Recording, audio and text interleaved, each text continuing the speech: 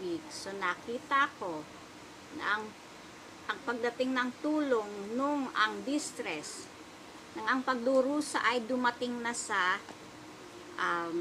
it speaks sa taasan, sa peak. Nakita ko muli ang mahal na Birhen na ang pag-akyat sa simbahan at ang pag-spread ng kanyang mantle over it, ng kanyang kapa, pag-spread ng kanyang kapa sa simbahan, ang pagprotekta ng mahal na Birhen. July 18:20, I saw the Holy Father surrounded by traitors and in great distress about the church. He had visions and apparitions in his hour of greatest need. I saw many good, pious bishops, but they were weak and wavering. Their cowardice often got the upper hand.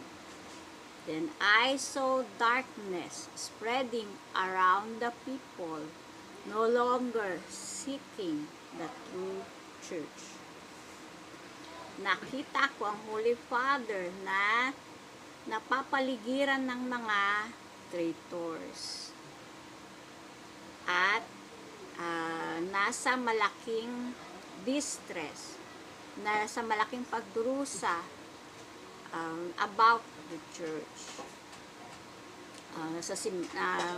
tungkol sa simbahan. Meron siyang mga visions at mga aparisyon sa oras ng kanyang malaking pangangailangan.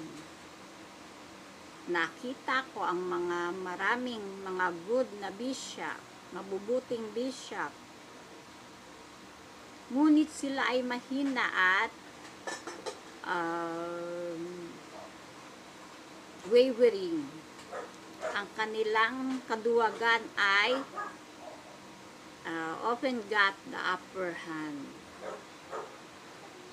Then, ngunit nakita ko ang kadiliman na bumabalot sa paligid at ang mga tao ay hindi na hinahanap ang totoong